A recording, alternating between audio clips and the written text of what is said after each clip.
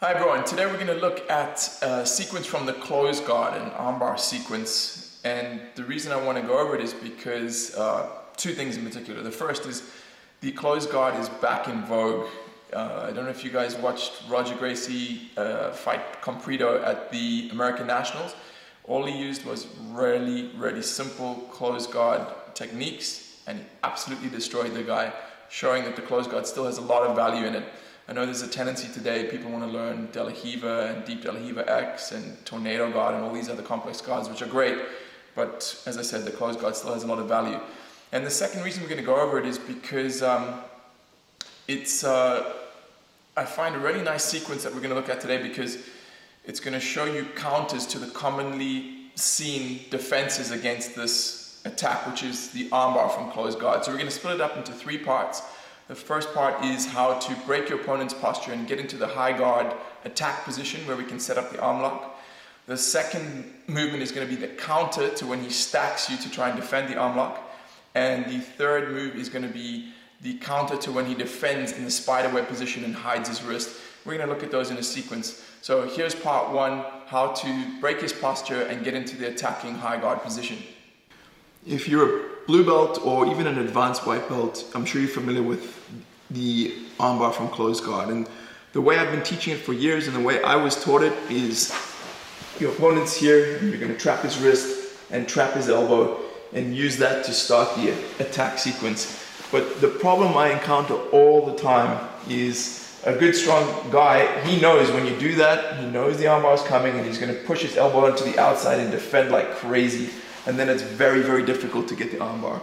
And I was teaching a seminar in England recently, and one of the seminar attendees said, how do you deal with that? How do you deal with a big strong guy who knows once you set your grips up, he knows you want the armbar and he's going to resist like crazy? And I actually didn't have an answer for him. So fortunately, a couple of my training partners, a few weeks later, showed me some very cool setups that counter that, and we're going to look at that now. That's the first part of the sequence.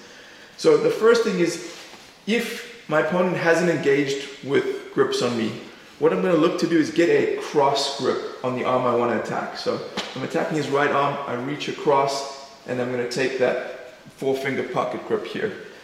And then what I'm going to do, I want to try to get his arm across the center line, and this is going to require quite a powerful movement, which is a combination of me pulling my elbow back to the floor and at the same time moving my hips out, right? So those two movements have to work together. If it's just arm and shoulder and back, unlikely you're going to get his arm across, especially with a strong guy like a big unit like Rick here. If he's resisting and I start pulling, resist a little bit, Rick, it's not going to work. But when I combine it with the hip movement, I can get his arm across that center line.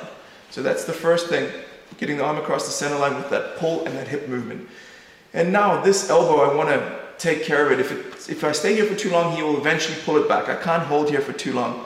So I'm just going to reach up with a cross grip and use my elbow to push his elbow in there.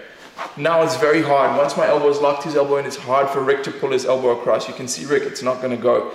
And then from there, I want to reinforce this position, because no matter how strong I am, sooner or later, a strong opponent is going to posture up and I'm going to lose this. And the way to reinforce it is to pop this leg over his shoulder and lock into this position, which is called the high guard.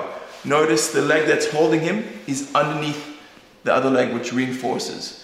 So that's the first way that we move into this high guard, this attacking position, and break his posture. The second way I prefer, which is commonly in counter position, the guy takes this strong bracing grip, preparing to stand and pass.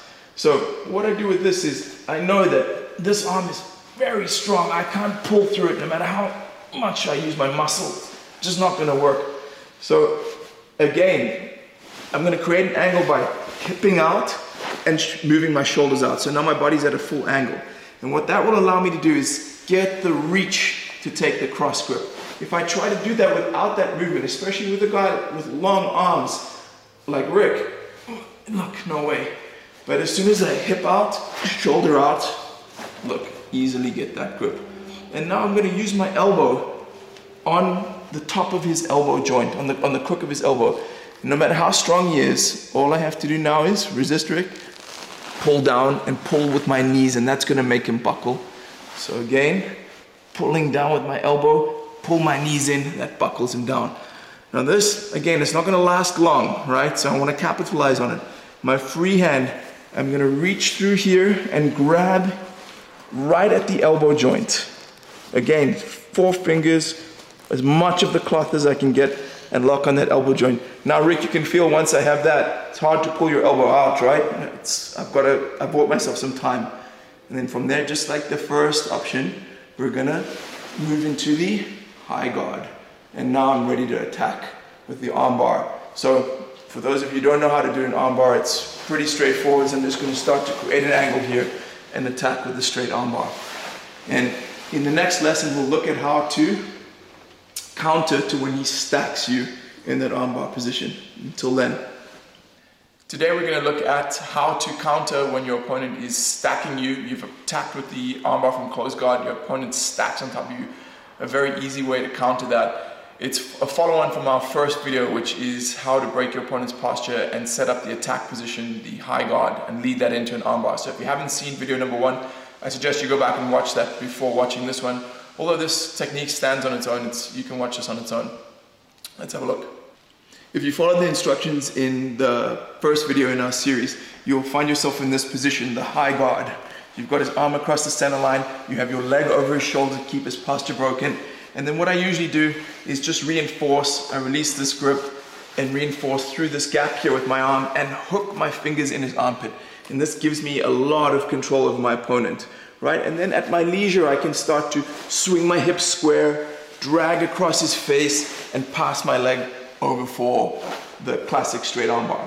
Now, in a perfect world, he does nothing, and I just lift my hips, and he taps. But what's usually going to happen is when I get to this position here, a good guy will use the classic defense, which is to stack up his leg here and drive into me. Now, I've been in this position many times. I've learned different techniques on how to counter it. The one I'm going to show you guys now is the easiest by far. So the first thing I'm going to do is switch my grips. So I had the cross grip controlling his elbow. Now the opposite hand is going to reach in and hold behind his elbow. Notice that detail. Here to here. Right? Still keeping pressure on his head as much as I can. Still squeezing tight against his shoulder joints. Right? I still have control, but I've just switched hands. Now this hand is free, and all it's going to do is reach here at his kneecap, behind the back of his knee. Right? Once I have that hand or that arm gripped in there, this is the key detail, is I put my ear on my shoulder. Sorry, I apologize. I put my ear on his knee. Now once I have this position, I want to tip him over, but very important that I consider where I'm tipping him. It's that way. In that diagonal, in that quadrant, not that way, but that way. And the way to do that is I squeeze my knees together and just kick them towards his head, and he tips over.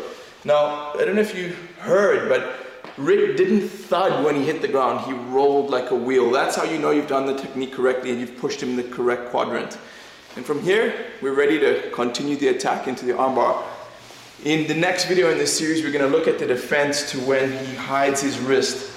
And I'm in the spiderweb position here, struggling to get the finish. I'm going to show you guys a cool counter to that. Now we come to part 3 of our sequence, which is how to attack your opponent, or how to finish the armbar when your opponent is defending in the spiderweb position and hiding his wrist. And this is a follow-on from our first 2 videos. The first one showed you how to set up the armbar and break your opponent's posture. The second one showed you the counter to when he stacks you to defend. And this third one is the counter to, as I said, the spiderweb position when he hides his wrist. I would suggest you watch the first 2 videos if you haven't seen them, because this is a sequence that follows on. But if not, this is a nice standalone technique. Enjoy. If you followed the steps in the previous 2 videos, you will find yourself in this position, right? Eddie Bravo and the 10th Planet System refer to it as the spiderweb. I mean, you can call it whatever you want. It's like the armbar position, cross-lock position.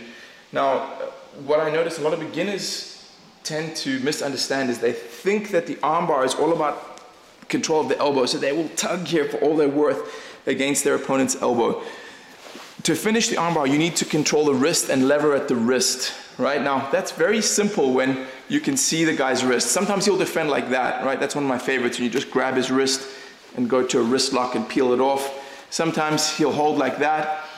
Either way, the point is, if I can see his hand of the arm that I'm wanting to attack, I go straight for it. I just dig it out and attack there.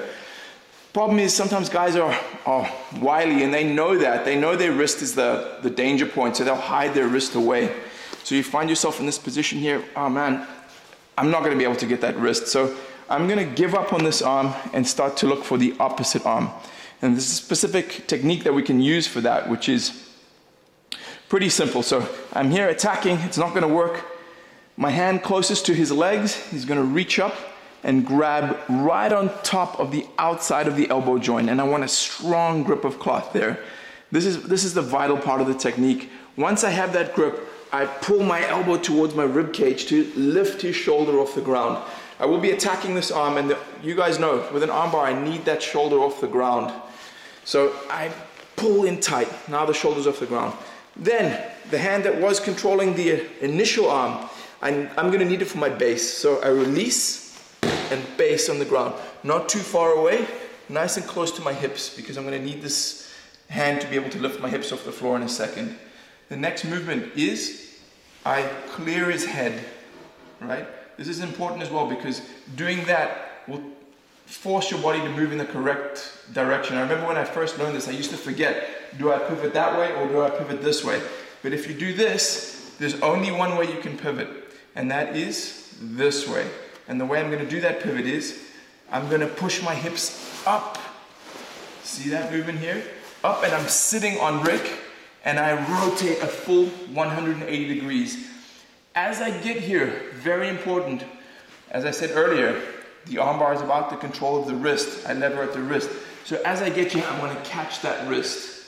I personally like to have it between my forearm and my bicep and hold my own collar, because I feel that teaches you to use your body to apply the armbar as opposed to your arms.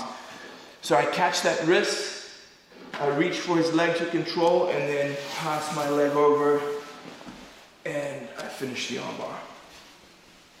So that's the end of this little three-part sequence, which is setting up the armbar from the closed guard, using that little technique, or those two techniques we showed you to be able to break his posture, get his arm across the center line, and put him into the high guard.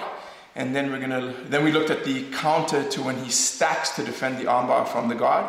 And finally, we looked at the counter to when he hides his wrist in the spiderweb position. If you string those three together and practice them, you'll become a lot more dangerous attacking from the closed guard. Enjoy.